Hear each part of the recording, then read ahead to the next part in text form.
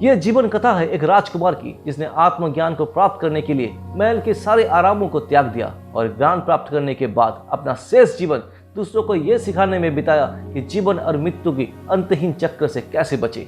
महाराजा सूत्रधन और महारानी महामाया का जीवन में सब कुछ रहने के बावजूद एक गहरा दुख था।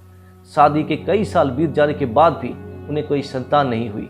कठिन याचना के बाद स्वयं भगवान बुद्ध ने उनके घर में जन्म लिया, लेकिन जन्म के 7 दिन बाद ही उनकी मम्मा दुनिया छोड़ दी। पर जाने से पहले अपनी बहन प्रजापति गौतमी से ये वचन लिया कि वो अपने पुत्र को अपने बेटे की तरह ही पालेगी और सिद्धार्थ को कभी ये पता नहीं चलेगा कि उसकी मम्मा इस दुनिया में नहीं रही। इस वचन का पालन गौतमी ने जिंदगी भर किया।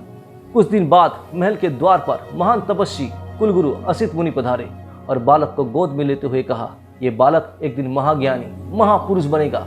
ये संसार को त्याग कर संन्यास धारण करेगा।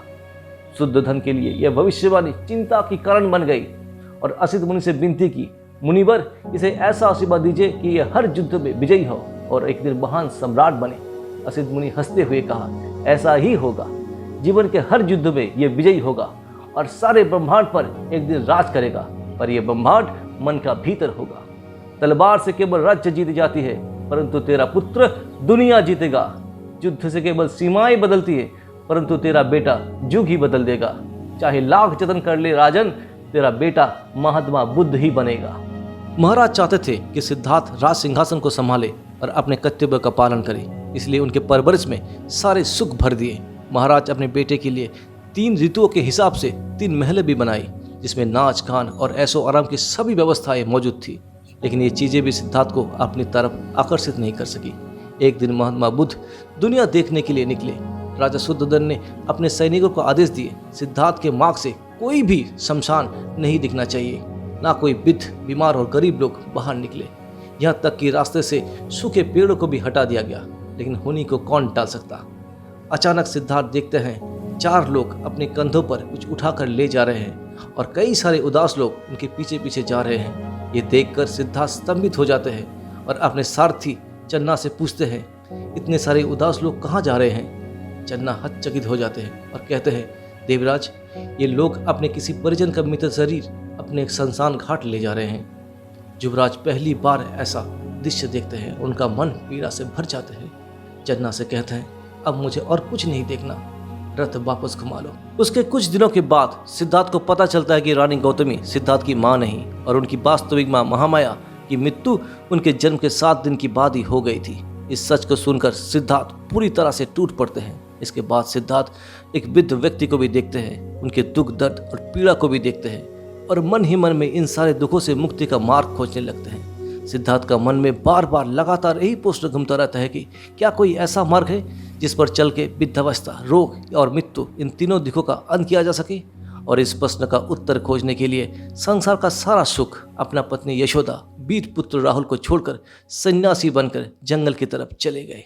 जंगल में 6 साल तक कठोर तपस्या की, बहुत से गुरुओं से शिक्षा भी हासिल की, बड़े बड़े तप किए, लेकिन उन्हें जो आत्मज्ञान की खोज थी वो नहीं मिला। घोर तपस्या और उपवास के कारण उनका शरीर हड्डियों के कंकाल तक सिमट गया था। अगले ही दिन जब सिद्धार्थ पानी पीने के लिए नदी तट पर आए तो उन्हें चक्कर आ गए और वो बेहोश हो गए। तभी वहां पर सुजाता आती है, सिद्धार्थ के ऊपर पानी छिड़क के होश में लाती है। सुजाता सिद्धार्थ से पूछती है, आपकी ये दुर्दशा कैसे हुई प्रभु। सिद्धार्थ कहते हैं, मैं मुक्ति का मार्ग खोज रहा हूँ, इसीलिए मैंने अन्न जल का त्याग दिया। सुजाता कहती है, कोई भी अन्न जल का त्याग करके कैसे कोई खोज पूरी कर सकता है। जब शरीर ही नहीं बचेगा तो मुक्ति कैसे मिलेगा प्रभु।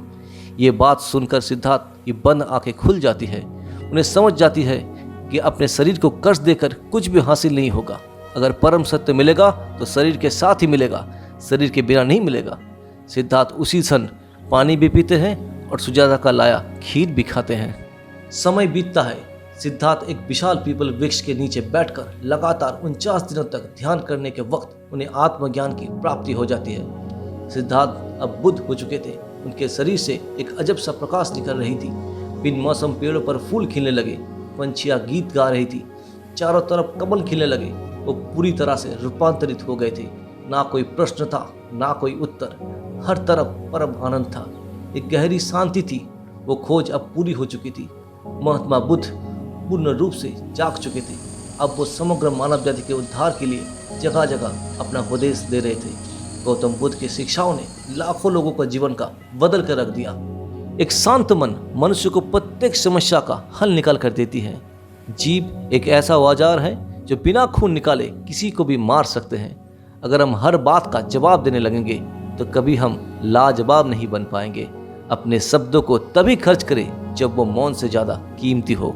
मौन रहना एक साधना है और सोच समझ के बोलना सबसे बड़ी कला। हर सुबह हम एक नया जन्म लेते हैं, इसलिए आज का काम सबसे ज़रूरी है। मांगने से कुछ नहीं मिलेगा। आपको जो हासिल करना है उसके लिए आपको काबिल बनना होगा। प्रत्येक व्यक्ति अपनी योग्यता के अनुसार ही चमकते हैं। जीवन में हर छोटा बदलाव एक बड़ी सफलता का हिस्सा होती है। दुनिया को दोष देना बंद करें। जीवन में दुनिया को नहीं, अपने आप को बदलो, क्योंकि अपने आप को बदलते ही दुनिया अपने आप बदल जाती है।